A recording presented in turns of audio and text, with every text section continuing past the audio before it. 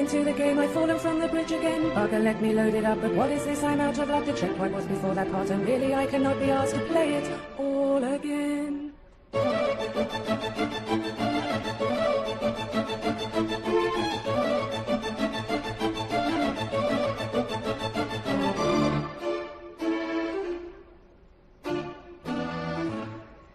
Ran into a boss today, but Laura couldn't get away. She ran out of her help to see, cause she can only carry 3, and now she's used her and no one, so I am really out of luck. Send me a save. Going back to Venice soon to end this game of doom and gloom. Crystal D, this is a sham. Laura is now Shadow Man. This isn't TR, it's not cricket. I suggest you go and stick it where it hurts.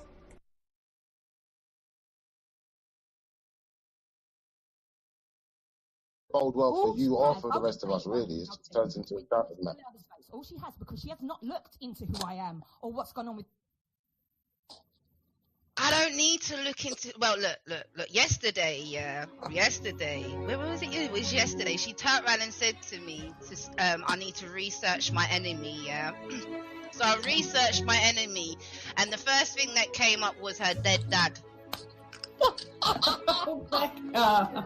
So, like, what do you want me to do? And I figured out why you're so obsessed with Danny, isn't it? Because your dad's name was Danny, isn't it, Voldemort? That's why you're obsessed with Danny. You've got this weird obsession, like, it's weird. But anyway... I didn't know that. Yeah. Ah, right, okay. Yeah. But let me keep the smoke for later. With my children, she's jumped on a bandwagon with paedophiles, knows she's fucked up, and now all she does is go to my dead dad and kids.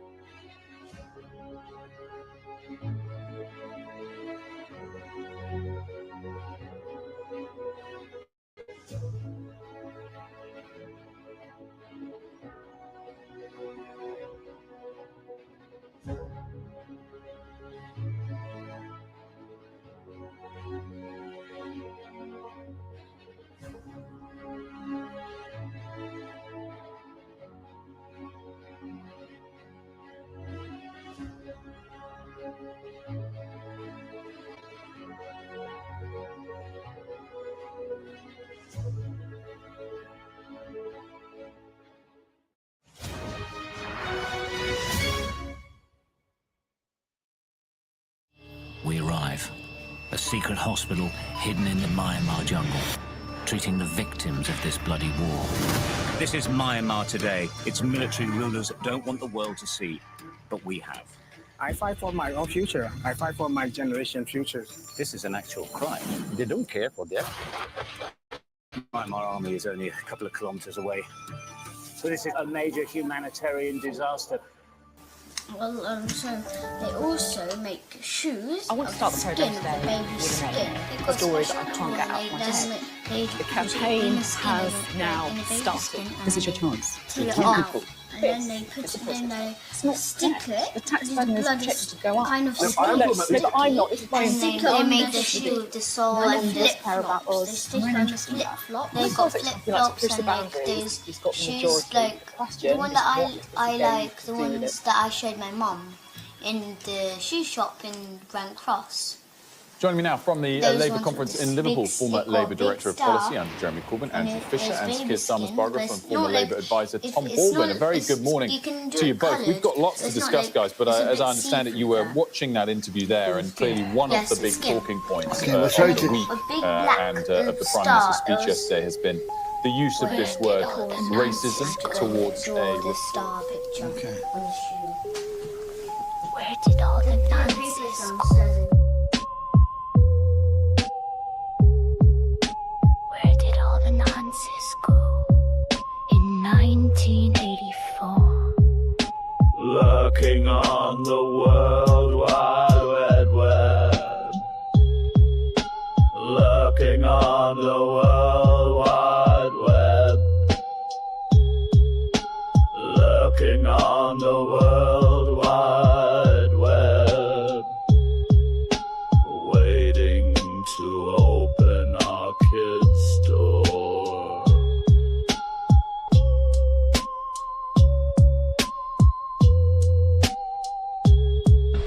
these 20 special There's children? Millie, she's a brown girl. Millie who? Millie Cowell. Millie Cow? Yes. Okay. So how do you know she's one of the 20 special children? Because I know, because she comes and they do sex to her, mostly. Who's they? Who's they? The teachers, the parents, the staff. Every single teacher or specific teachers? No, every single. The whole school does it. The whole school, and we've got our own church too. So because they do that, because after, as I said, we kill babies, we drink their blood, we eat them. But then after so the social services who are in it, they go to families or. Looking on the World Wide Web, waiting to open our kids' door.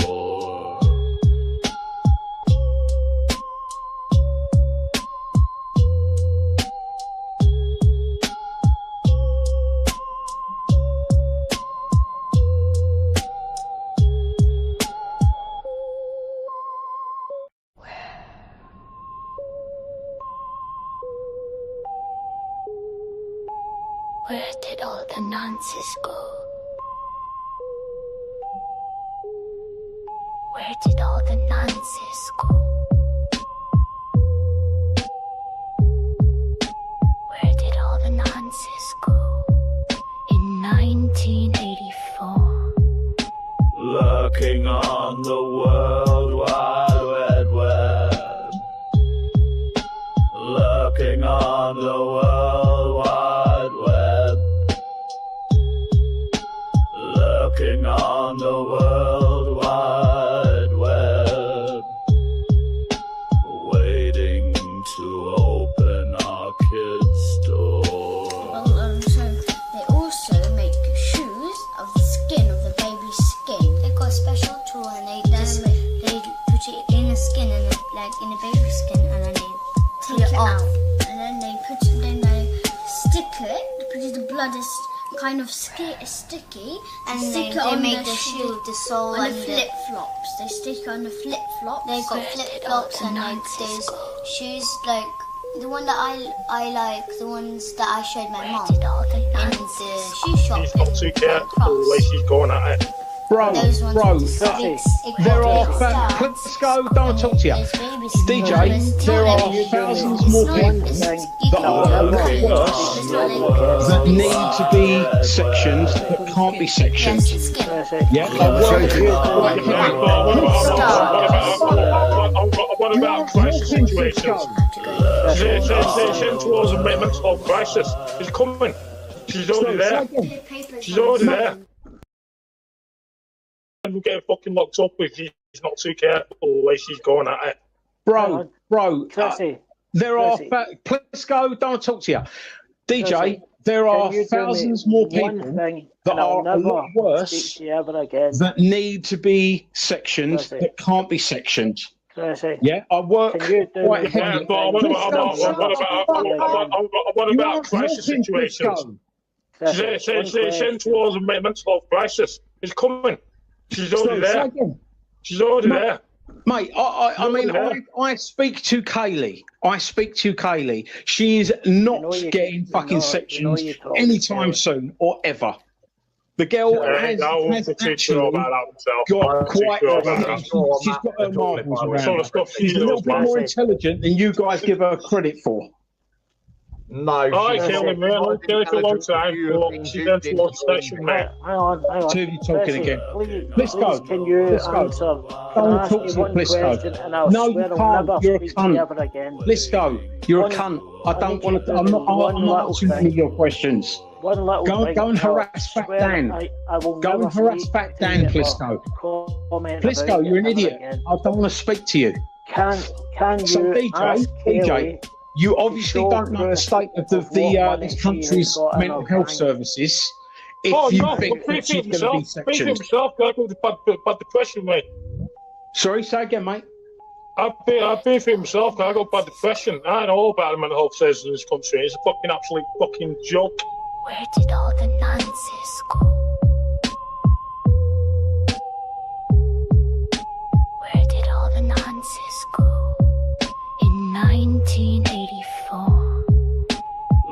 Lurking on the World Wide Web.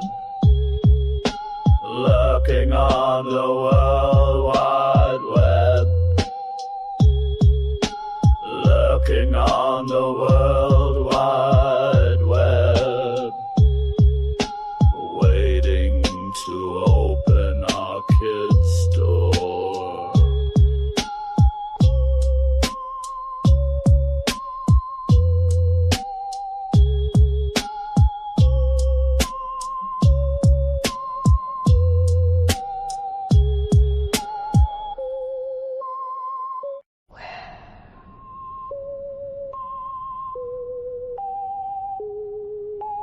Where did all the nonsense go?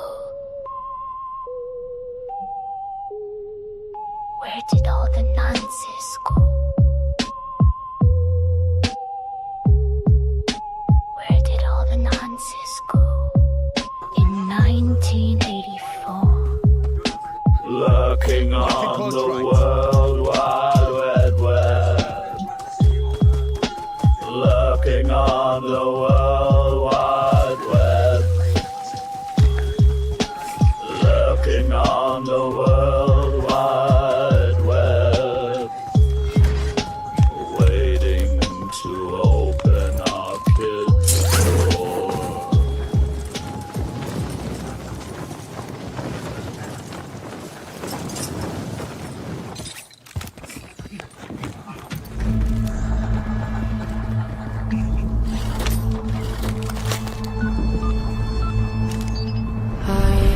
Eine Fabrik Tages.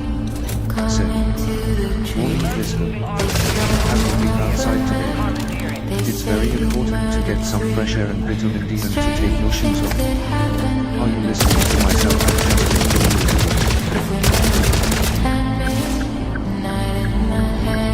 Eine Fabrik Tages. Said, could I suggest something better to listen to while you play your game? For his love to flee, strange things that happen. If we met at midnight in the I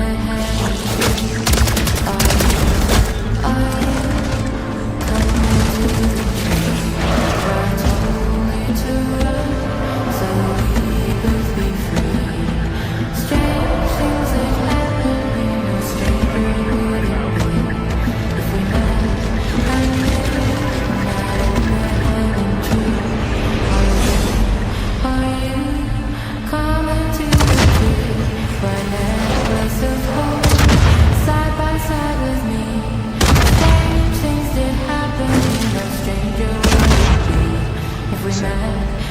Watch out for them, number 77.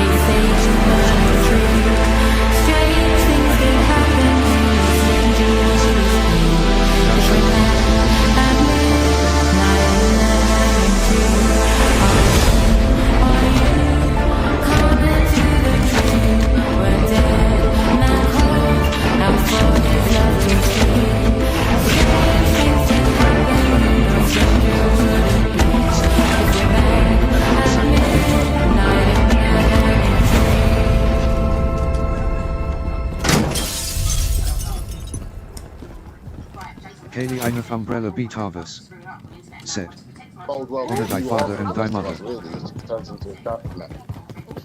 She has not looked into who I am or what's I don't need to look into. Well, look. Yesterday, where was it? It was yesterday. She turned around and said, Kaylee Einaf Umbrella I need to Beatavus research my enemy, said, So thou I shalt not kill. researched my enemy, and the first thing that came up was her dead dad. So, like, what do you want me to do? And I figured out why you're so obsessed with Danny, isn't it? Because your dad's name was Danny, isn't it, Voldemort? That's why you're obsessed with Danny. You've got this weird obsession, like, it's weird. But anyway, the blood is yeah, and stick it on the shoe with the soul and flip. Let me keep the smoke for later. They got flip flops and like those shoes, like the one that I like, the ones that I showed my mum in the shoe shop in Grand Cross. Those ones with this big, it got a big star on it. It's baby skin, but it's not like it's not. It's you can do it coloured. But it's not like it's a bit see-through there. For the skin. Yes, it's skin. Okay, well, sorry to. A big black star. It was. Wait, pause. I have to go and draw this star picture.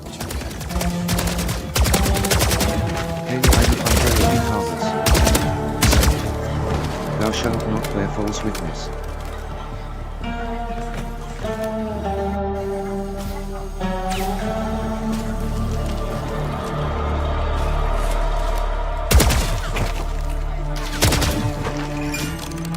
Kaylee Einaf Umbrella Beatavus said, thou shalt not come.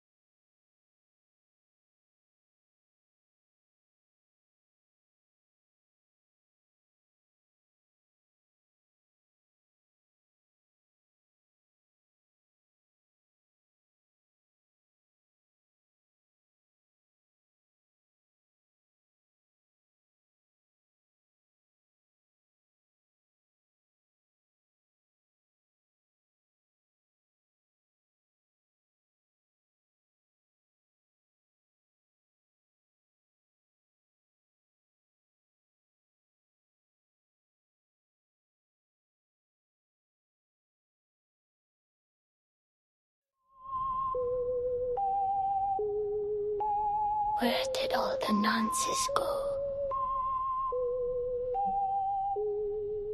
Where did all the nonsense go? Where did all the nonsense go? In 1984. Lurking on the World Wide Web. Lurking on the World Wide Web. Lurking on the World Wide Web. Waiting to open our kids' door.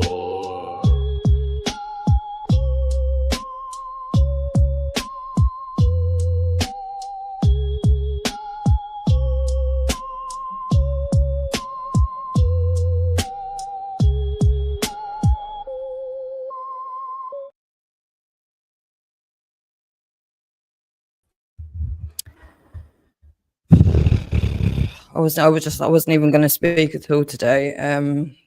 But again, just to point out how pathetic you are. Your gaslighting is ridiculous. Your reverse psychology attempts are ridiculous. The fact that you're just here 24/7 is fucking ridiculous. Okay, all of it is counterproductive. Whatever you're trying to, you're not an old lady. You're a fucking nonce. Okay, for a start, that's just the way it is. Until you provide an ID, right? You're not an old lady. You're just a fucking nonce, right? But then on top of that, I've explained exactly what I'm doing plenty of times. So for you to just pretend that you haven't heard any of it when you're around me 24/7 doesn't make any sense, okay? I'm not even going to explain it again. Okay, well, it's really easy. It's really easy. Once this stream is done, and it might last like 10 seconds, it really doesn't fucking matter. 10 seconds, 10 hours, doesn't matter. Because after that, people can just drop shit in the comments for the rest of time. Okay, across all of the channels that it is on, then the website, then everywhere else as well. Okay, so it's just opening up a space for discussion, isn't it? And that's what you don't fucking want, because you've been silencing me for how many years now? 41. Okay, so crack the fuck on. We're just going to keep doing this all day, every day. You're going to keep exposing yourself for the fucking nonsense, not an old lady that you are, Wallace Hoogley, whatever you want to fucking call yourself until you've got an ID. I don't fucking care. You do, though. Okay, but just for the record, again, because you don't know what's going on. You don't know, you fucking idiot.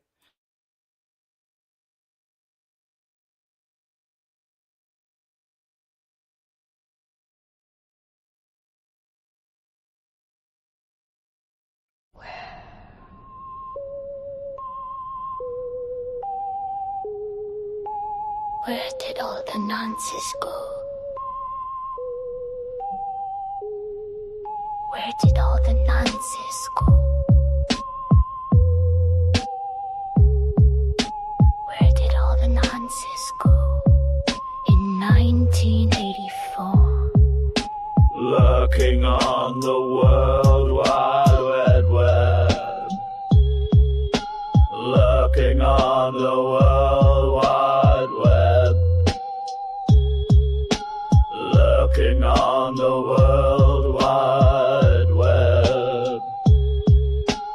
Waiting to open our kids' door.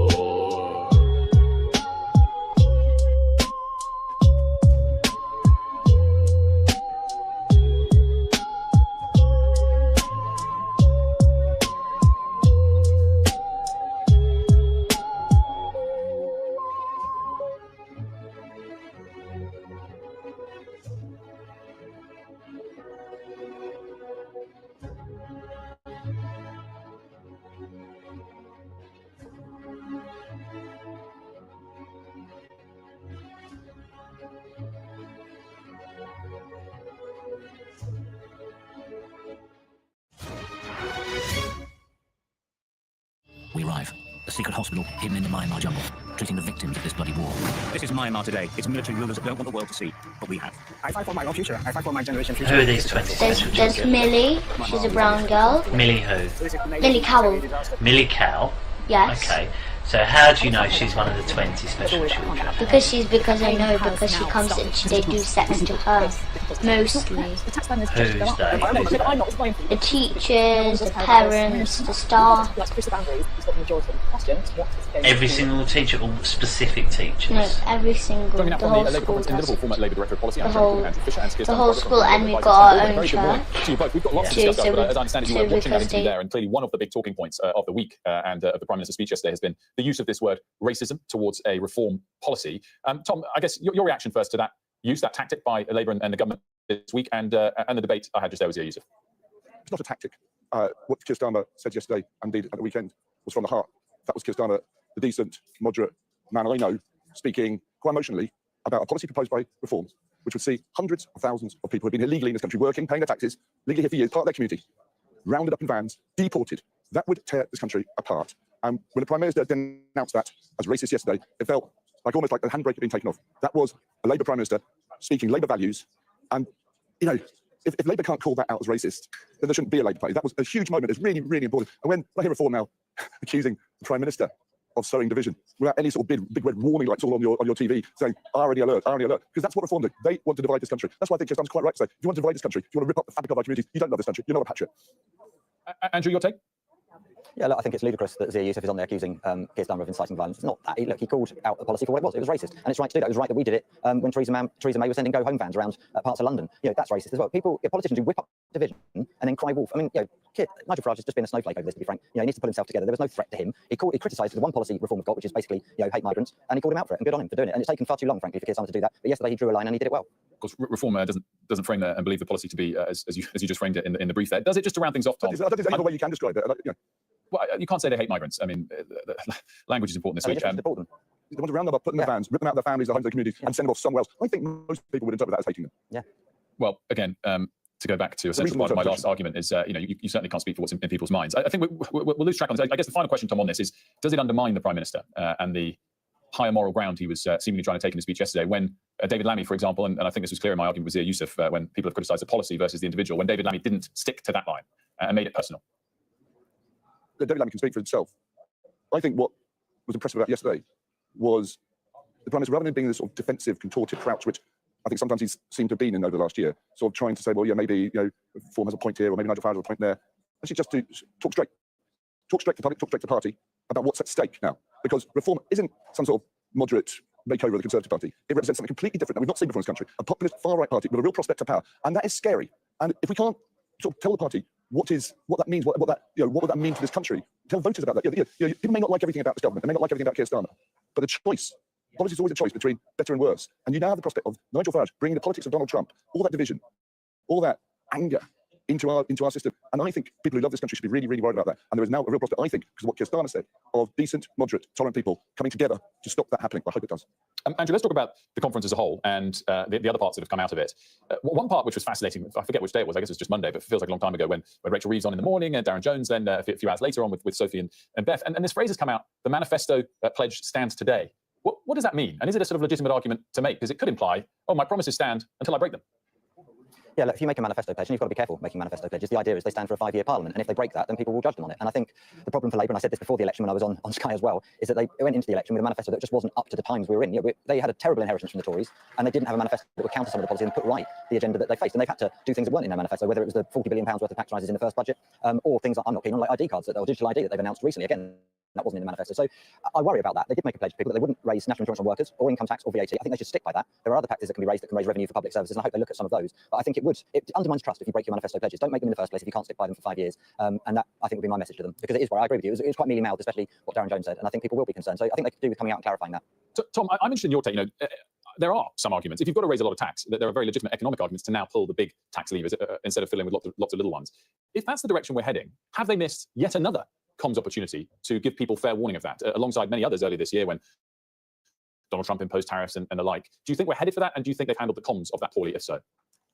I think there were moments after the election when they could have said to Britain, look, financial situation they've inherited is far worse than they expected. I mean, this inheritance of failing public services, failing public finances, failing public trust is really tricky. And I think they've linked over backwards to stick to the manifesto promises, VAT, income tax, and national insurance. Almost to the point where people think they've broken their promises. She has, because she has not looked into who I am or what's gone on with.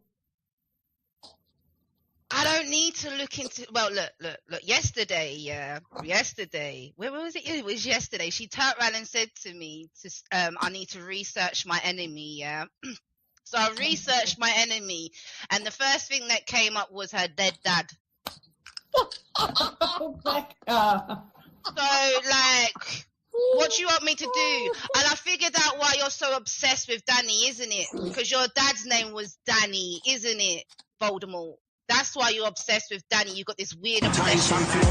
But anyway, Fury walked out to Baradan when he fought Francis Ngannou. You kind of modified, and we're showing some of it here. You modified the song for him like it was a remix. So Boo called us and said, "Listen, bro, Tyson Fury might walk out to Baradan." I was like, "What the hell are you talking about?" And then we got a message from another well-known DJ in the UK called Majestic, and he was like, "Bruv, what are you saying about Baradan for Tyson?" I was like, "Okay, sick." I said, "Oh, listen, what are you saying to playing it for his walkout?" He said, "Oh, bruv, walkout was sorted out ages ago, man." The same day of it, he hit up, he said, "You know what, change of plan, can you get me a dub of it?" So I called Boo, and within minutes, to give him credit, they sent back a version. Then he played it like the same evening.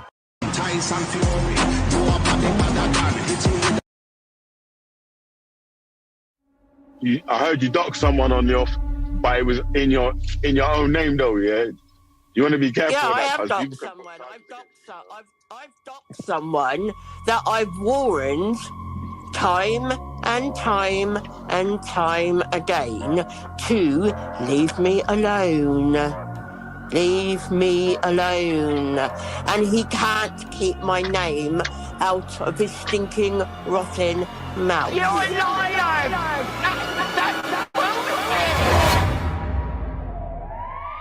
So that's but I'm just saying to you though, yeah? I would advise you not to put anyone else's address up. So, yeah, deal with that. You cunt. Are you fucking kidding me? What a load of bollocks. You're a liar! That's bullshit! I am a devil! Are you fucking Yaga, they not even like struggle. One like a we am up a class brother. One like a girl like shovel. Lord, I'm like a girl again. Are you fucking Yaga, they not even like struggle. Sounding clear, yeah? Alright, check. So, yeah, deal with that. You cunt. Are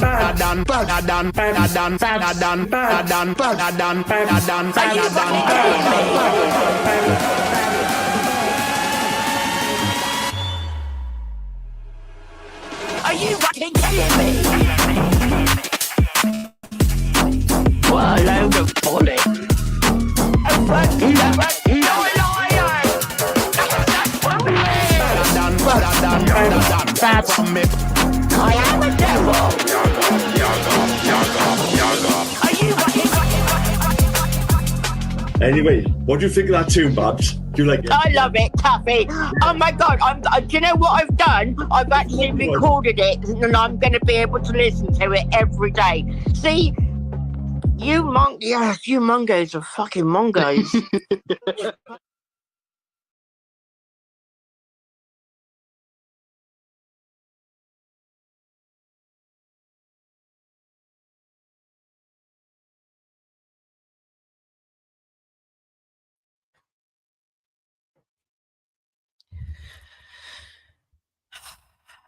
Excuse the noise again. I don't think there is any actually, is there, because of the noise cancellation? Oh well, yeah. Can you hear that, Joe? The scaffolding's coming down. So the signal might get better. But you're just here all day, every day, aren't you? You're obviously not. There's why would an old lady be so obsessed with me? Why would an old lady be on the internet 24/7 in the like? It just doesn't make, unless you're an old lady like Moon, like the cunts, the whores of Satan, those old ladies. Which, if you are an actual old lady, you're just one of those ones, and you may as well just be a nonce, just the same way as Valerie Stroud may as well be. Do you know what? And Babs may as well be. You know, you're as good as at this point in time, aren't you? You're as good as. So I don't give a flying fuck. This is the whole point. What's your intent? I keep saying it over and over again. It's so fucking simple. You don't need a degree. Like, what the fuck is your intent? What's your intent? What's your motivation every fucking day to be here doing this to me all day, every fucking day as a gang, all day, every day to try and convince me you're somebody without any, well, what? Fuck off. I don't care. You care. I don't care. You care. At that point, you're already fucked and you're going to have to explain yourself. All right? I don't care. You do. All fucking day, every fucking day. So fucking many of you. I don't fucking care. You do. You do not need to be here, fella. All right? Oh, old lady, whatever. Go and knit. Go and fucking knit if you're an old lady. Fuck off.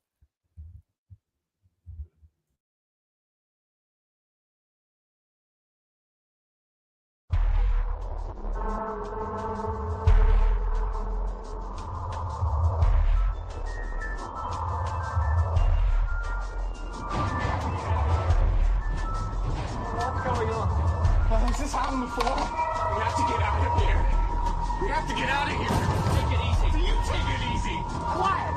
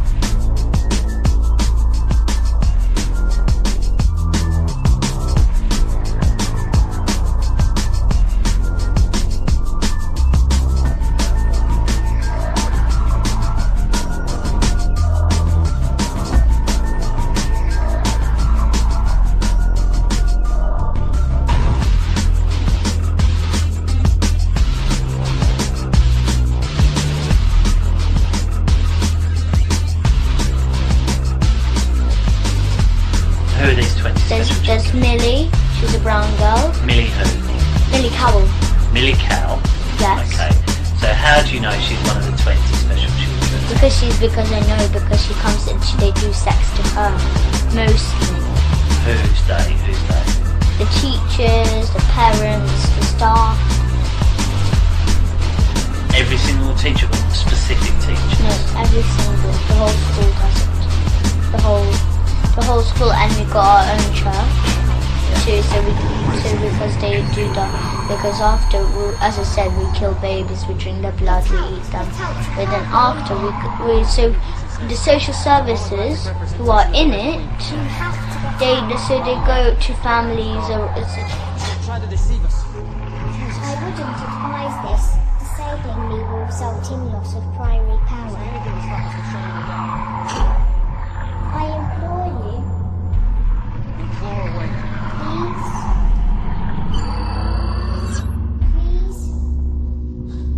You're all going to die down here.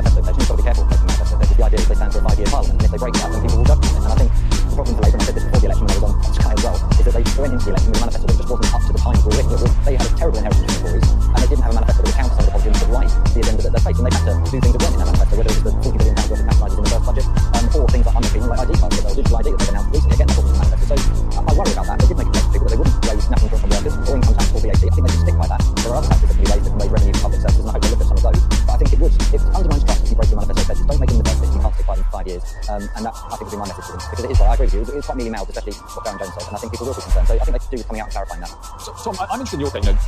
There are some arguments. If you've got to raise a lot of tax, that there are very legitimate economic arguments to now pull the big tax levers instead of filling with lots of little ones. If that's the direction we're heading, have they missed yet another comms opportunity to give people fair warning of that, alongside many others earlier this year when Donald Trump imposed tariffs and the like? Do you think we're headed for that, and do you think they've handled the comms of that poorly, if so?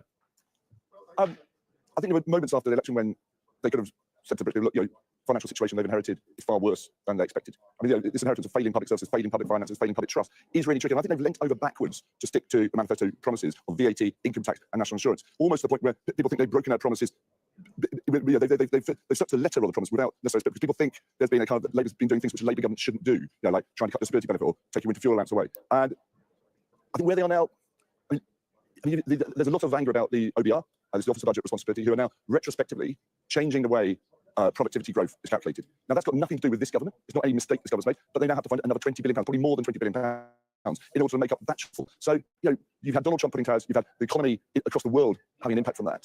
And make manifesto promises. I don't know whether they'll be able to stick to it this time. We'll have to wait and see. They may find other ways of raising money, as Andrew says. But there does come a point when you have to say to British people, look, things have changed. We didn't think that Donald Trump was going to cause havoc with the world economy. We didn't think the OBR were going to change, cost us another £20 billion. And that may mean we have to raise some other tax. We'll see. Andrew, Tom, pleasure as always. Thanks so much for joining us. Enjoy the final bits of conference. Thank you. Thanks.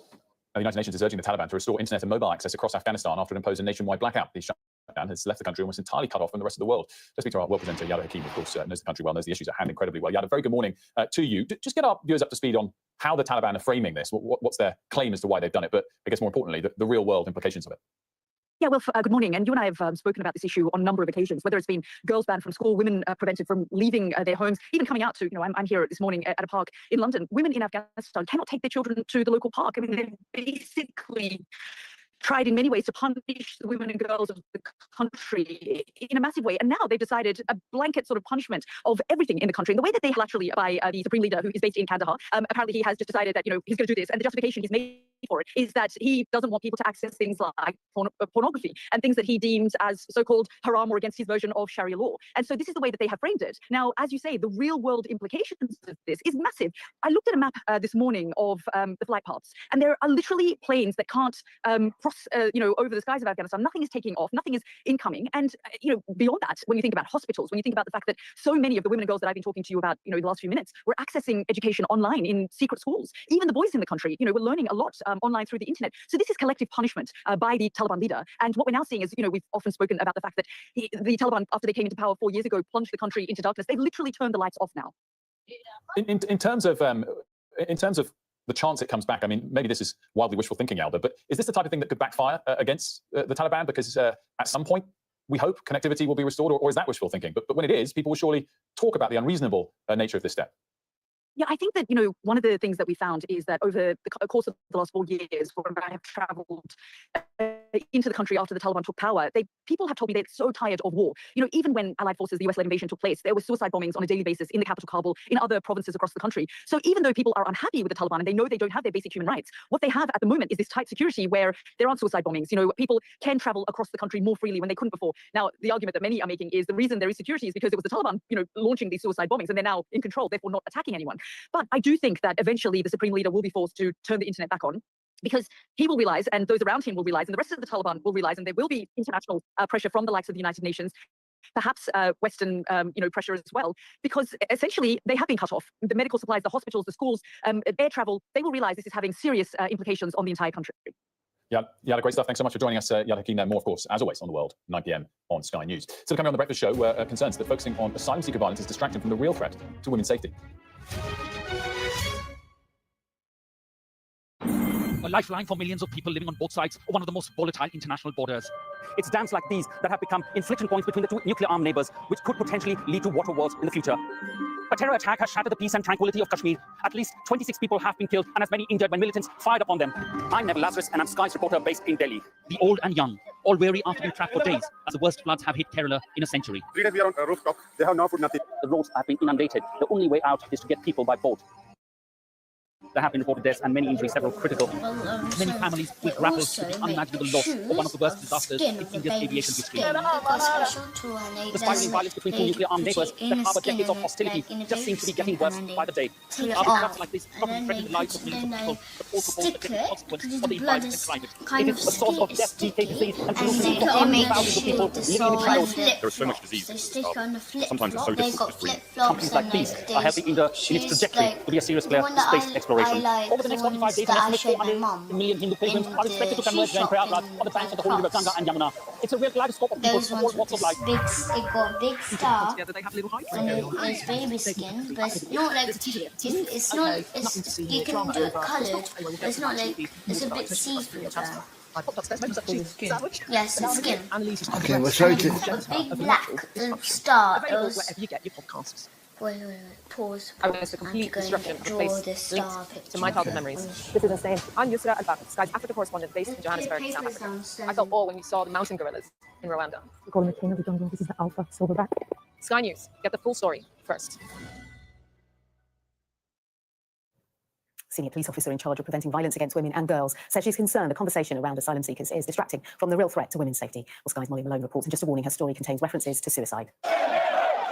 For much of the summer, there was protest, as communities made clear they're unhappy with levels of immigration. There was also this, as an asylum seeker was convicted for the sexual assault of a 14-year-old girl in Epping. I'm not far right, I'm just right. And we have to protect women and girls. And with the protest came the politics. Young, undocumented males who pose a risk to women and girls. This is a border security crisis, but it is also a public safety crisis, especially for women and girls. Now, the officer responsible for policing violence against women and girls has expressed concern about the conversation. You hear a lot about small boats and asylum seekers and the threat to women and girls, and certainly that is how many people are feeling in communities at the moment. What do you make of that political conversation? I'm concerned that the message could get missed in the current political discourse, which is, where does the real threat come from? It's from a multitude of things. And as we know, for sexual offences and for domestic abuse, the vast majority of perpetrators are known to the victim, so I don't want anything to distract from a clear and good understanding of where the threat overall is. That comes as police warn of fears about funding. That work like this in Manchester, a new pilot to improve protection checks in domestic abuse cases, can be effective but comes at a cost, while the sector in general is said to be struggling.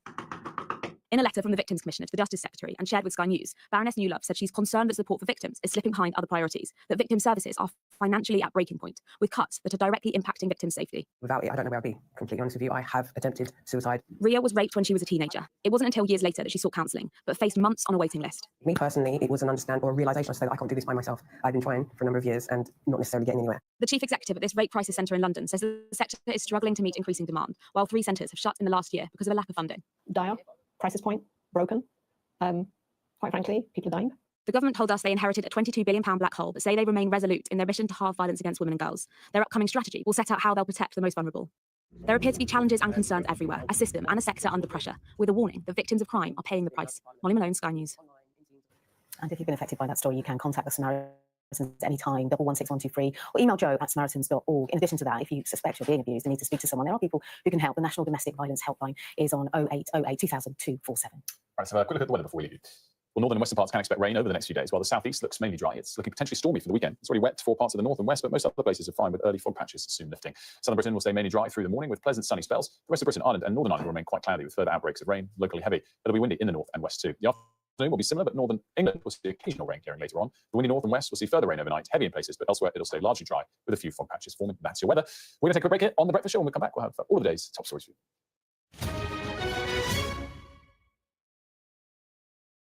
I'm Dominic Waghorn, Sky's International Affairs Editor, covering a world that seems to be unravelling. It's not his country, it's ours. Sky News, the full story first, free wherever you get your news. It's up now past the deadline that Hamas issued, and we've now seen a third barrage of rockets coming in.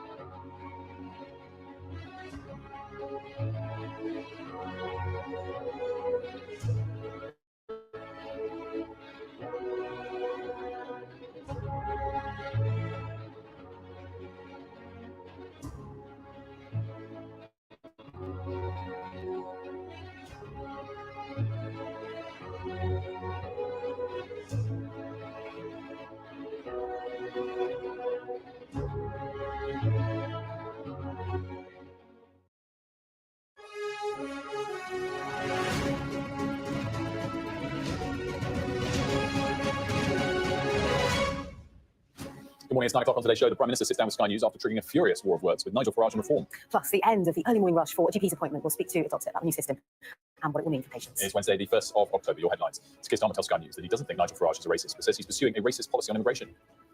I want to serve the whole of this country, this beautiful, tolerant, diverse country. The alternative, this toxic division, would tear apart who we are as a country. Also, Princess Anne makes a surprise visit to Ukraine in support of children affected by war.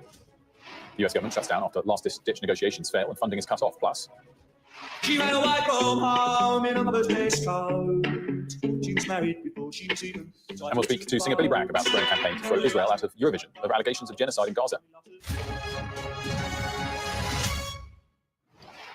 Good morning. The Prime Minister Keir Starmer has insisted he does not believe Nigel Farage or his supporters are racist, but says they are pursuing racist policies on immigration. Keir was speaking to our political editor Beth Rigby after he used his keynote conference speech to accuse the Reform leader of hating Britain. The comments triggered furious response from Reform, with Zia Youssef telling this programme that the Prime Minister was using inflammatory language because they can't win at the ballot box. Here's Beth's interview. Prime Minister, do you think Nigel Farage is a racist? No, nor do I think Reform voters are racist. They're concerned about things like our borders. They're frustrated about the pace of change. So I'm not for a moment suggesting that they are racist. I was talking about a particular policy. But why is it a racist policy to deport people who are legally living here if they don't meet high income and English language requirements? Many people would think that policy is reasonable, not racist. So why have you described it as racist? Because these are people who are lawfully here, who contribute to our society. They're working in our NHS, working in our schools. They're our neighbours. They have contributed to build their lives in this country. But some might go. But this goes to the heart of who we are as a country. Okay. I want to serve the whole of this country, this beautiful, tolerant, diverse country. The alternative, this toxic division, would tear apart who we are as a country, and that's why it's a really fundamental issue. Do you think that he is courting racists with this policy? Well, look, I'm not going to start bandying. You called it a racist policy. The policy. So is he courting racists? Well, look, with it? I think the policy is racist. I think it's immoral, and I think I'll tell you, I've had so much sort of incoming communications about this. People from minorities in this country who feel more scared now than they've felt for years. It sent a shiver down their throat. It has said to communities who thought they were part of what it is to be British that somehow they're not British. I think that's a very dangerous place for us to go as a country, and it goes against everything that I believe in. Donald Trump said under Sadiq Khan, London is being driven towards Sharia law, is it? No, of course it's not. Okay. That's nonsense. Isn't that racist as well? Well, it's nonsense. Isn't it racist to accuse a Muslim mayor of driving London to Sharia law? I'm not going to start down the road of discussing whether things said by others are racist. Well, you just discussed Nigel Farage having a racist policy, so you literally are discussing that. I've been really clear that the idea that in London we're introducing Sharia law is rubbish. Is it racist? It's rubbish. Okay, you're not going to say it. So you criticise Farage for it, but not Farage. Donald Trump said Sadiq Khan was a terrible, terrible mayor, among the worst in the world, is he?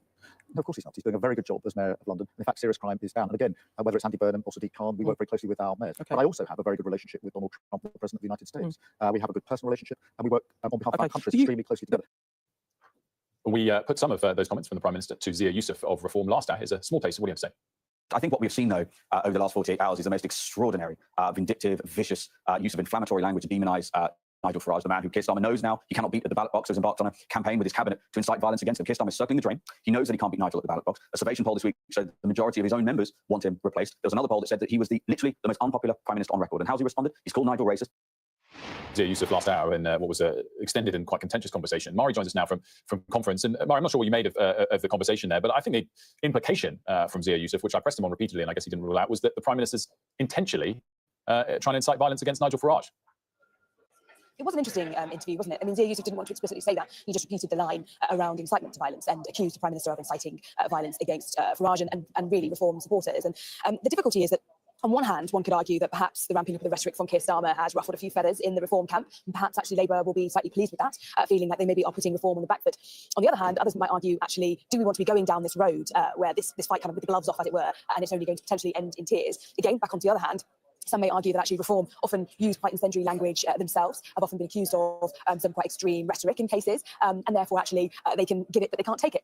So it depends on where you stand on this. And obviously there's been accusations of Reform essentially complaining about hurty words when they often accuse the left of getting upset about hurty words. So this row is kind of unfolding in a bizarre way where there's a lot of finger pointing from all different directions as to who's the bad person, who's the bad politician in this. But I think putting the whole row aside for a second, clearly Keir Starmer is trying to show his delegates here in Liverpool and his MPs that he can get a bit more aggressive when it comes to Nigel Farage and the Reform Party. Labour MPs are incredibly worried about Reform, especially obviously in those seats where either they've got very small majorities and or the next person below them in the general election when it comes to the vote share in their seat was Reform. And so there are a huge number of Labour MPs who are genuinely alive to the threat of Reform in the next general election, looking at those polls and thinking to themselves, goodness gracious, we have got to do something more, which is why we are seeing Keir Starmer in this past week really start to attack Nigel Farage. I mean, he's talking about Nigel Farage and Reform more than he was before. And again, we don't know yet, is that going to be a good thing and demonstrate that actually he can really kind of attack Reform and its policies, or is it going to end up giving Reform more airtime and essentially just making people say Nigel Farage's name more and more and more? And in that case, does that essentially feed Reform and give them more oxygen? So it depends on where you sit with your views on this. But Labour clearly feel that the best thing to do is to tackle it head on and to talk about it rather than perhaps trying to ignore Reform and hoping that they will just go away. Mari, great stuff, and we look forward to further coverage from conference throughout the day here on Sky News from Mari and the team there. Now, moving on, Princess Anne has made a surprise visit to Ukraine, meeting with President Volodymyr Zelensky and paying tribute to the children killed in the conflict. Sky correspondent Olivia Guthrie joins me now with this, and I guess this came as a surprise for obvious reasons, the security restrictions, but this is as high-profile a royal visit to Ukraine as we've seen. Indeed, and it's the first visit since Sophie, the Duchess of Edinburgh, visited last year, and obviously Prince Harry also visited about 2 weeks ago, but that was very much an unofficial visit. The Princess Royal yesterday very much wanting to highlight the plight of children and families in Ukraine, very poignantly leaving a teddy bear as a memorial for children who have been killed in this conflict. And she told the Ukrainian First Lady that her daughter Zara had the same teddy bear. Now, this visit comes 2 days after a deadly Russian aerial strike on Kyiv left 4 dead at least, including a 12-year-old girl. Now, 650 children have died so far as a result of this invasion, and 20,000 children have been forcibly deported by Russia. The Princess Royal also meeting President Zelensky yesterday, and she gave him an envelope which had a red royal crescent on it, which is thought to be a personal letter from the king to Zelensky. She also met with wounded soldiers and was given a tour of a rehabilitation clinic to treat them after they have been injured on the front line. Now, this is very much to show that the royal family are backing the king in what he said to President Trump during the state visit, where he said that Britain and America both need to work hard together to secure peace for Ukraine. Thanks so much. Let's get speed up on the other top stories of the day. Thank you, Wilfred. We'll take viewers to the very latest now in Gaza. Heavy shelling and large explosions have been seen in the Strip. These latest pictures from overnight. Hamas is under pressure to accept Donald Trump's peace plan with Qatar, Egypt and Turkey, urging them to agree to the terms. Mr. Trump warns that if this plan is rejected, Israel will have free rein to, quote, do what they have to do. The US government has been shut down for the first time in almost 7 years. Hundreds of thousands of federal workers deemed not essential for protecting people or property could be furloughed or laid off after the shutdown began at midnight in the US. It comes after the Democrats and Republicans refused to budge in their standoff over healthcare spending.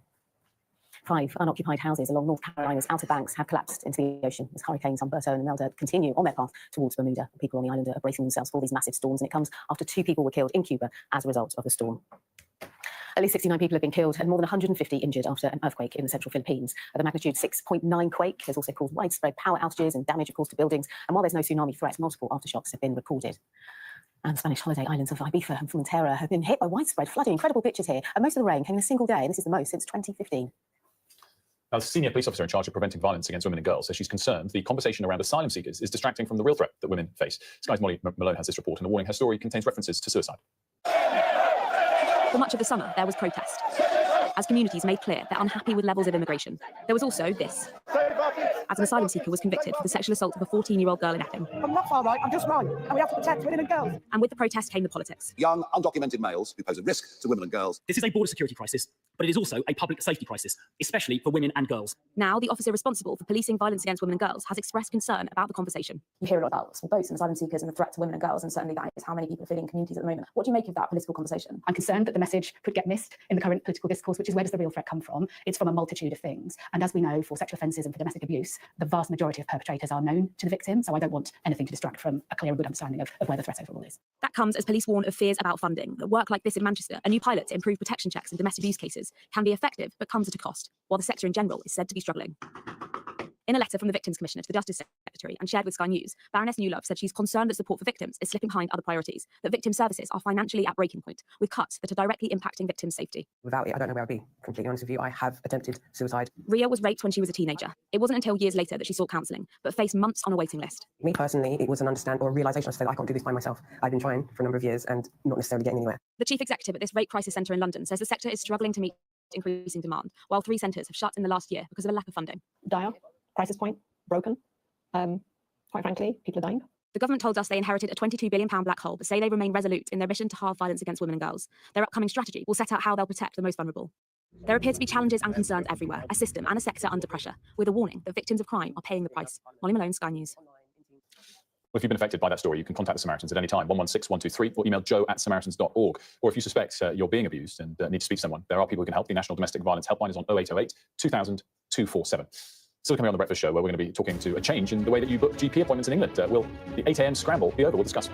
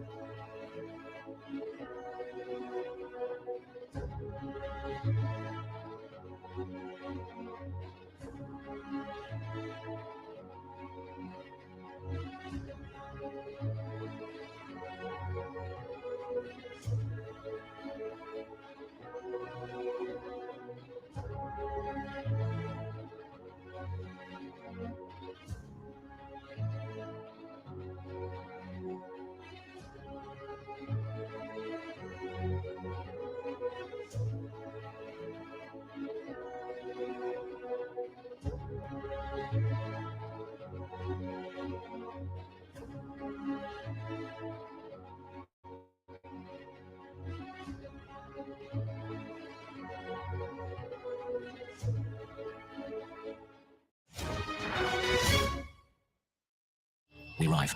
A secret hospital hidden in the Myanmar jungle, treating the victims of this bloody war. This is Myanmar today. It's military rulers that don't want the world to see, but we have. I fight for my own future. I fight for my generation's future. This is an actual crime. They don't care for the Myanmar army is only a couple of kilometers away. This is a major humanitarian disaster. I want to start the programme today with a story that I can't get out of my head. The campaign has now started. This is your chance. Tell people this is the positive. It's not correct. The tax burden is projected to go up. I'm not disappointed for you, but this is ridiculous. No one does care about us. I'm really interested in that. What politics have you like to push the boundaries? He's got the majority. The question is, what is he going to do with it?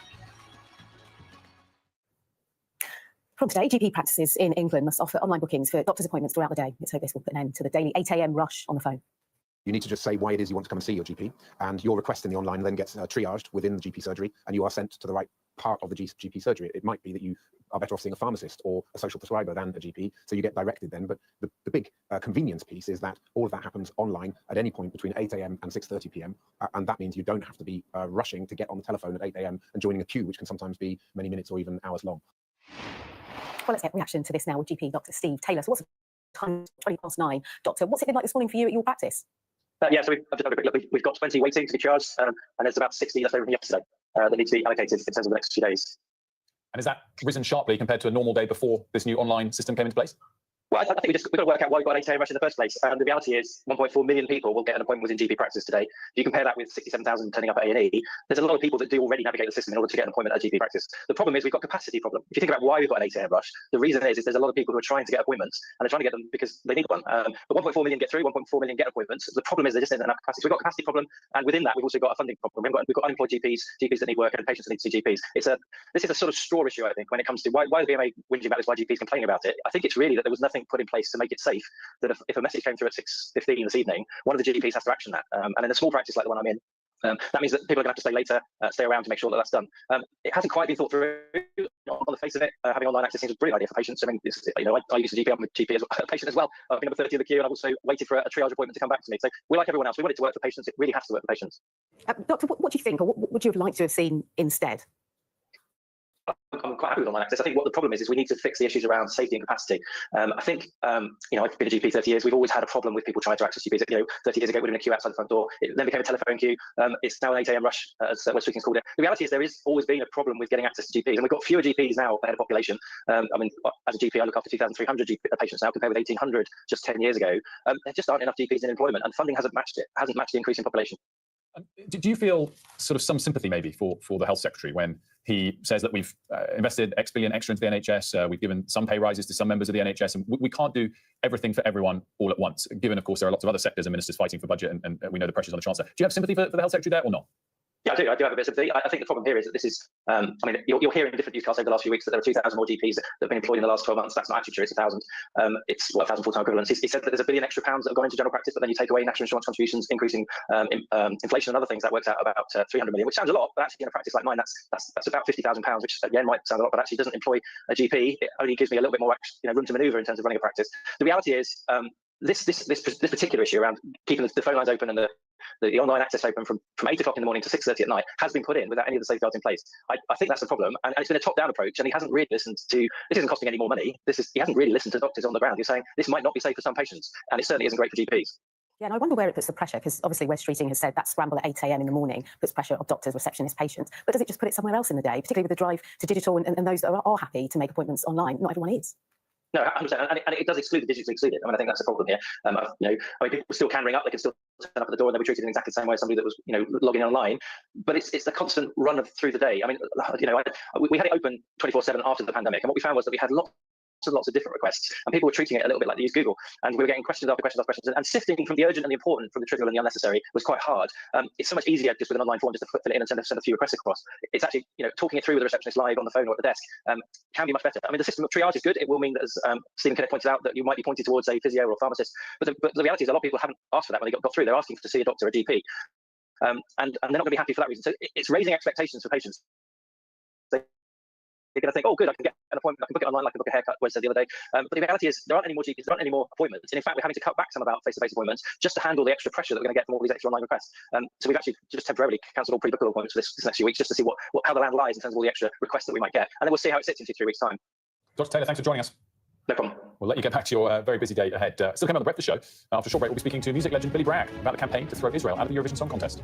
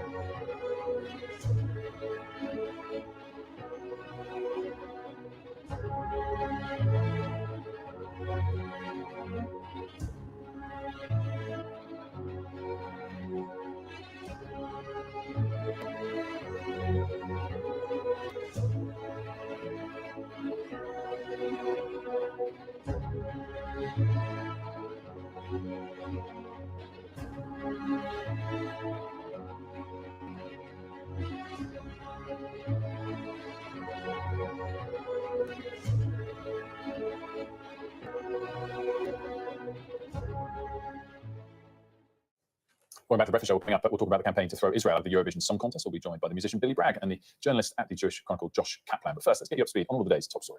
Prime Minister says Nigel Farage's immigration plan to abolish indefinite leave to remain is a racist policy. In an interview with Sky's political editor Beth Rigby, Sir Keir Starmer refused to call Mr Farage himself a racist, but Reform's Zia Yusuf accused Labour of using inflammatory language because they can't beat them at the ballot box. Princess Anne has made a surprise visit to Ukraine, meeting with Volodymyr Zelensky in Kyiv. The pair discussed the UK's ongoing support for the country while paying tribute to the children killed in the conflict. The US government has shut down for the first time in 7 years. Thousands of government employees will be forced to stay home or work without pay after a deal couldn't be reached to extend federal funding. And there's been more heavy shelling in Gaza overnight as Hamas leaders decide on Donald Trump's proposed peace plan with Israel. He's given the terror group 4 days to make a decision. Nigel Farage has hit back at Keir Starmer, accusing him of being unfit to be Prime Minister when it comes, as Keir Starmer said. Reform's leader was not racist, but the party's immigration policy was. Let's have a listen to what Prime Minister told our political editor Beth Rigby late yesterday. Prime Minister, do you think Nigel Farage is a racist? No, nor do I think Reform voters are racist. They're concerned about things like our borders. They're frustrated about the pace of change. So I'm not for a moment suggesting that they are racist. I was talking about a particular policy and making a distinction, and a really important distinction in my mind, between deporting those who have no right to be here, illegally here, which this government is doing, and I agree with, and on the other hand, reaching into migrants lawfully here, who've been here for years, working in our hospitals, our schools, and deporting them. That, to me, would tear our country apart. But why is it a racist policy to deport people who are legally living here if they don't meet high income and English language requirements? Many people would think that policy is reasonable, not racist. So why have you described it as racist? Because these are people who are lawfully here, who've contributed to our society. They're working in our NHS, working in our schools. They're our neighbours. They have contributed to build their lives in this country. But this goes to the heart of who we are as a country. Okay. I want to serve the whole of this country, this beautiful, tolerant, diverse country. The alternative, this toxic division, would tear apart who we are as a country, and that's why it's a really fundamental issue. Well, Beth joins me now, live from Liverpool. A very good morning to you, Beth. Great to see you. What ultimately did you make of the PM, both in speech and interview form yesterday? Did he will he be pleased with himself this morning? Well, Wolf, I saw the PM. We did that interview shortly after the speech, so we went back into the hall. And I think it's fair to say that the Prime Minister was a leader who felt it was a speech he needed to make. And the view amongst all of his team was that he landed it in that hall, and it has been very well received. It's probably one of the most cut-through speeches I can remember him doing, certainly since becoming Prime Minister. And why was that? I think there has been much criticism about Keir Starmer, about failing to find some vision, to lead the party well, his managerial style and side. And I think what he did in that hall was he showed some passion and purpose in finding this common enemy, if you like, for Labour supporters and members and grassroots members to rally around, which is Nigel Farage. And he drew these dividing lines, didn't he, in that speech, between what he called was the populism of Farage and the division and decline that he will drive into the country. That was the Prime Minister's argument. And then his vision of Britain built on renewal and the Labour project of rebuilding the country. And it was a speech light, really, on policy, but very heavy on politics. And it seems to have really galvanised the party, because now they have something to fight against, which is Nigel Farage and Reform. So in that, he was very successful. I think the bigger question for him is the challenges ahead with the budget, very difficult local elections. And of course, 15 months in, despite all the talk of changing the country, people are not feeling better off. They're not feeling their public services are improving. So he's got a hell of a way to go to try and close the polls. But this, if you like, was a man putting down a marker, talking about a fork in the road, telling the country what path they should take, and telling people to pick him. Beth, I don't know if you then saw my conversation with Zia Yusuf last hour, but clearly, either way, we've seen how vociferously and passionately Reform have pushed back. In my conversation with Zia Yusuf, he said that the Prime Minister's language was inciting violence against Nigel Farage. He even implied he was doing so intentionally, wouldn't rule out that interpretation of his words. He even implied that the Prime Minister was a terrorist based on some of his language. So clearly, this is as heated a debate on as important an accusation and a topic as I can remember it for years in British politics. And I just sort of wonder where we go from here, because there's sort of a snapshot on this where both of these two sides, Reform and Labour, potentially quite like what's happened in this week. They quite like the coverage they're getting, but let's hope not solely on this topic going forward.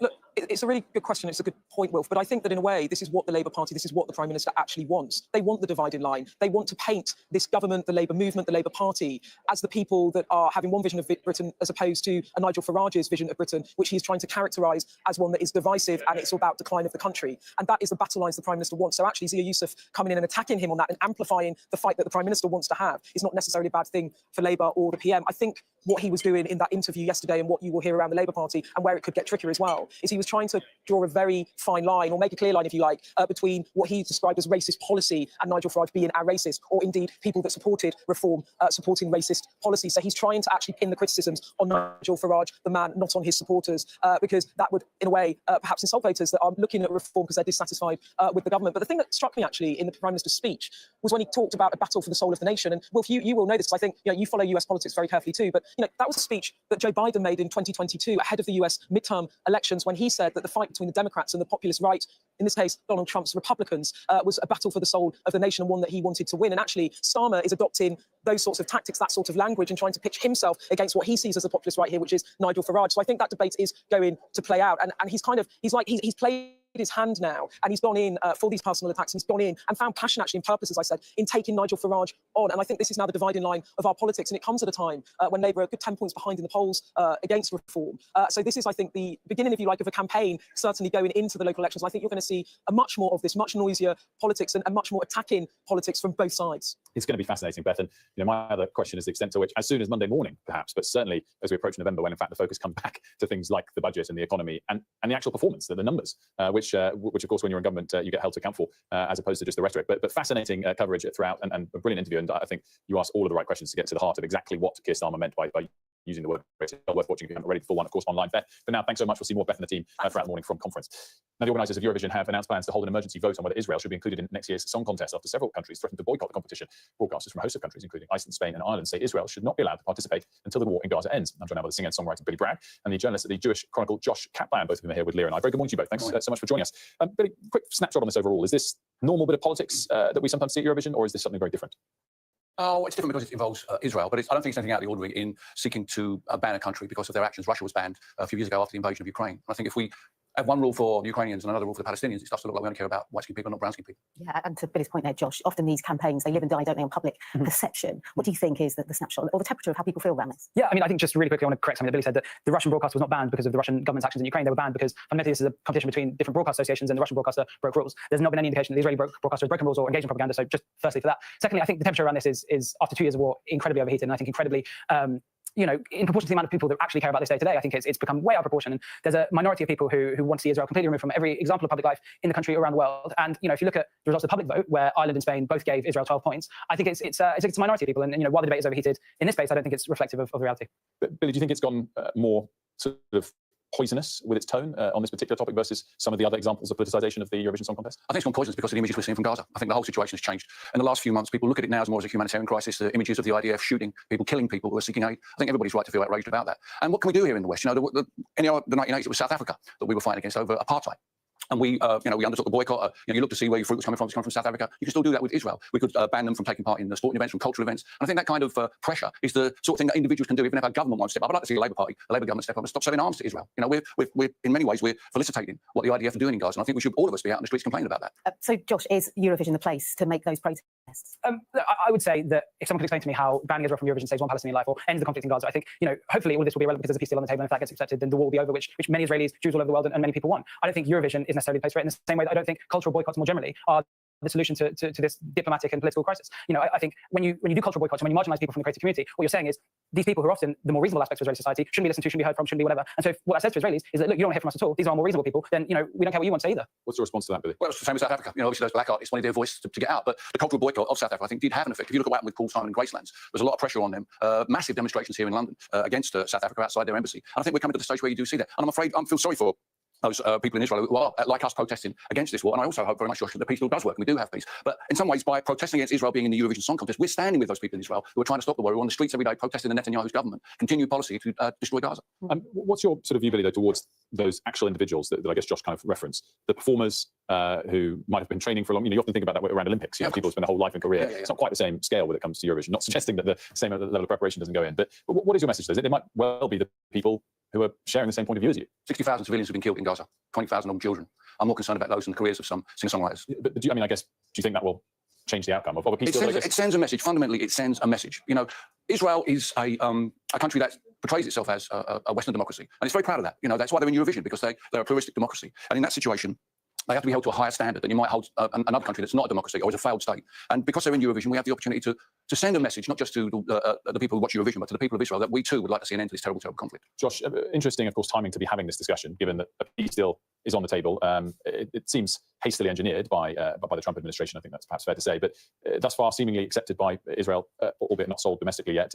Waiting for the response from Hamas. Are you optimistic on that? Are people optimistic, or is it going to be just like all the many other deals we've seen before? Well, I mean, look, I think the fact that there's even this deal that's been supported by the majority of the Arab world has been supported by countries like Turkey and Pakistan and other players. Like, we've never seen that before so far in this war. I think what I just say on a sort of personal level as a British and there's someone that has family in Israel and cares a lot about it, I think we all want to see an end to this war. I think we all hope that, hopefully this is the plan that will engineer a situation that's acceptable to everybody. Josh and Billy, thank you both for joining us. Good to see you both. So coming up on The Breakfast Show, No matter if the sun don't shine, if the skies are blue, skies are blue. No matter what the end is. We are not playing that because it was a Billy request to go to break. We're playing it because we sat down with Boys End yesterday. We'll have it after this.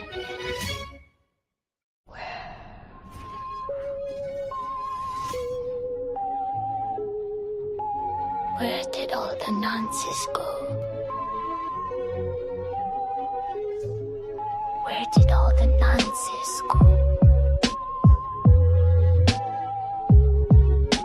Where did all the nonsense go? In 1984. Lurking on the World Wide Web. Lurking on the World Wide Web. Lurking on the World Wide Web. Waiting to open our kids' door.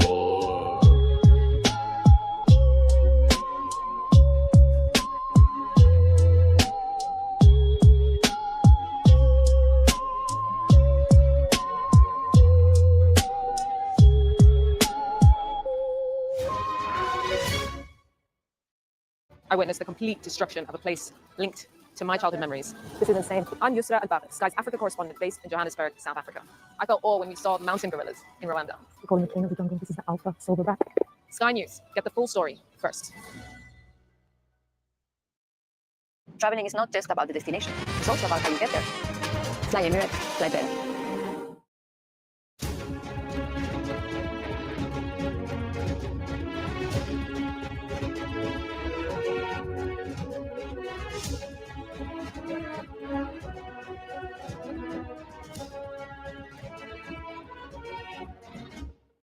Fly Emirates, fly better. The US government has shut down for the first time in almost 7 years after last-ditch attempts to agree a spending bill failed. Our correspondent Martha Kellner has more for us. This is a huge deal. As of midnight Washington DC time, the US government is in shutdown for the first time in more than 6 years, and that's because the Senate is deadlocked on two competing funding bills, one proposed by the Republicans and one proposed by Democrats. But this is not just about politicians. This will have a very big impact. This shutdown will have a real-world impact on ordinary people. National parks, for example, the likes of the Grand Canyon and Yosemite, they will go unstaffed. Some may be forced to close down while this shutdown continues.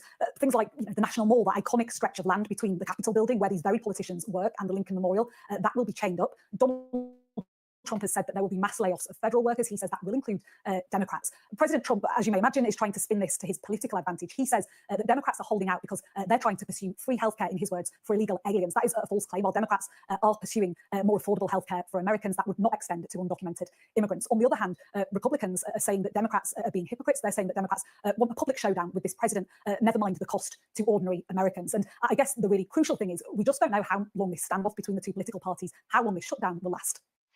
Martha Kellner there for us. And should just mention S&P 500 futures are down 0.6% this morning. This, of course, developed at about midnight US time, so they haven't had a full open session yet, but pointing to a lower open there, but nothing too pronounced. And just a reminder to say the obvious, obviously, a government shutdown, yes, it's not the same as a default. We've had them before. They're rare, they're bad, but they're not perhaps as significant as the title of them sounds if they don't prolong too long. There was two during Trump's first term, one of which was very long, 35 days. There was one in the Obama term, which was very long as well, I think 16 days. The longer it goes on, the more it's a problem, because if people aren't being paid, if federal employees aren't being paid, and they start to, if they're living paycheck to paycheck, start to run out of money, then obviously it affects them personally in the economy much more. But in the short term, if it only lasts a week or so, it won't really have much lasting effect. We shall see. Okay, we shall see. I'm going to bring viewers back to the UK now. I'm right here in the studio because yesterday we were talking about Boyzone. There's a reunion tour. Well, not a tour, it's one-off days, isn't it? I wish it was a tour at the Emirates, greatest stadium in the country. And now Beth Newman now was off to interview Boyzone about that upcoming reunion date. Here's a little bit of that interview. Wilfred Frost, our breakfast presenter, turns out to be a massive Boyzone fan. And in particular, sorry lads, he's into Ronan. He loves your music. Ronan, he asked me to ask you, will you be playing any of your solo hits at the show? At Boyzone? But no, we haven't. No. We always do not the one. Oh yeah, we could do that. Oh, we have to do roller coaster. Okay, we do that. Yes, the answer is yes. The answer is yes. Should we definitely see if it's allowed? Yes, we're doing, so yes. The answer is we're doing all the second album. Rory is supporting us. Yes, I'm going to come out before the band and I'm going to do a few songs and then no.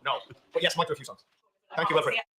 It's my pleasure, Ronan. It's my pleasure. And thank you, Bethany, as well, because that was great. This is remarkable. I think we've been doing this together for about 7 months, and I didn't know that you were a Boyzone fan.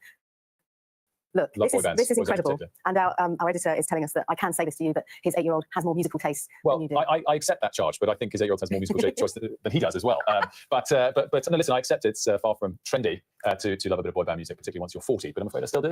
And I very much enjoyed yesterday putting it back on again after I was reminded of all the great hits. And I think we'll have the real answer, Yes. say this to our producer, about how popular it is when we see how quickly it sells out. I think it will sell out pretty quick. They've got a really hardcore set of fans, Boy's Own. And it is also in memory of Stephen Gately, who passed away. But shall we have a little bit of a listen to a couple of tracks from Boy's Own? Father and Son, do we have that, DJ? Just relax, take it easy, you're still young, that's your fault. There's so much you have to know. Find a girl, settle down. If you want, you can marry. That is it for us on Breakfast today. We'll leave with your music. Sky News Today on the other side of this. I want to start the programme today with a name, a story that I can't get out of my head. The campaign has now started. This is your chance. Tell people this is because it's not correct. The tax burden is projected to go up. No, I'm not. It's going for you. Look, this is ridiculous. No one does care about us. I'm really interested in that. I think politics have to push the boundaries. He's got the majority. The question is, what is he going to do with it?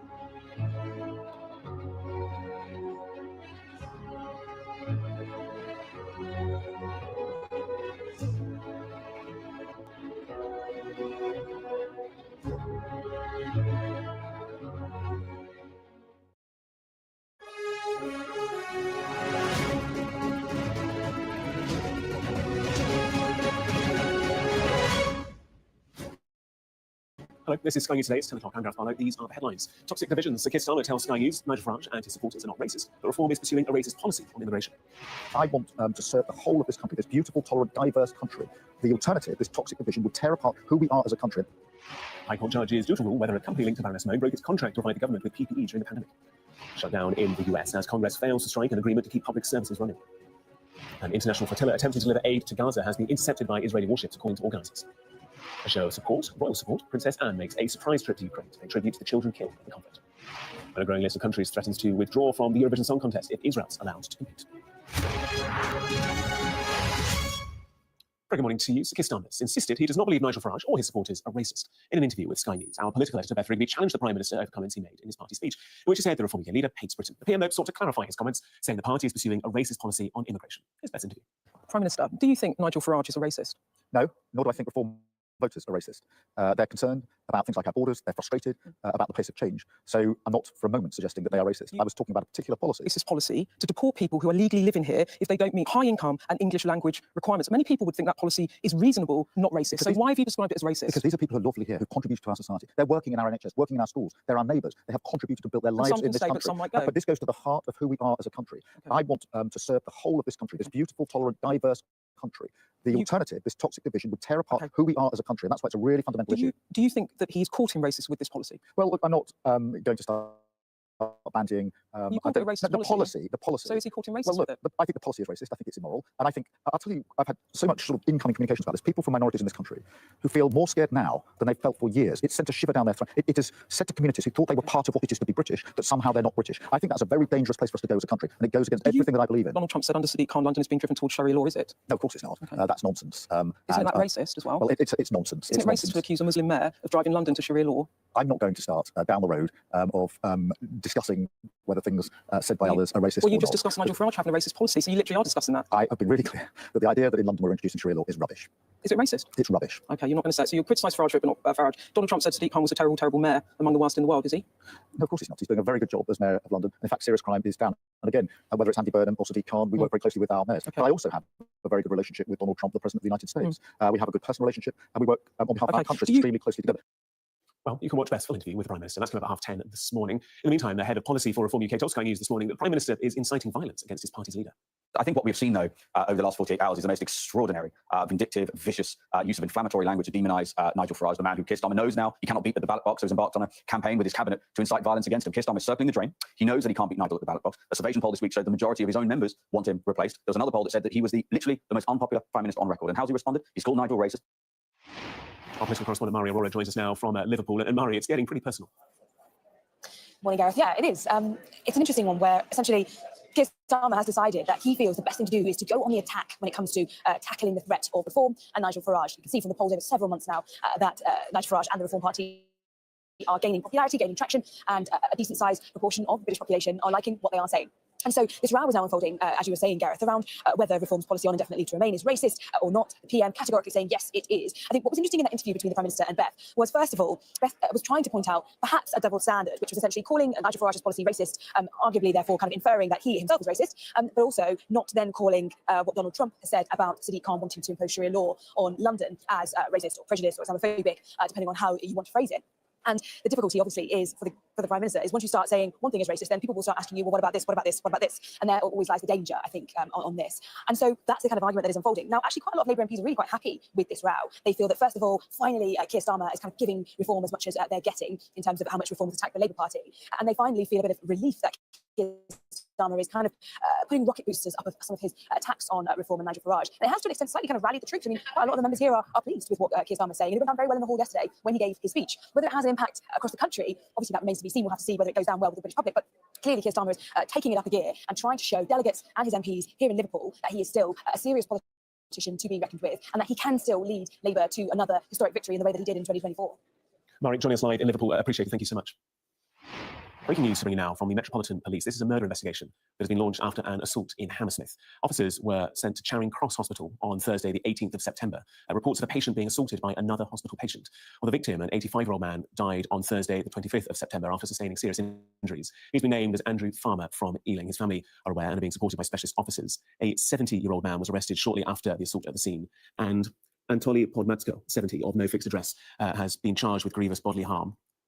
He is due to appear at Isleworth Crown Court later in October, and officers are continuing to work with the Crown Prosecution Service as that investigation progresses.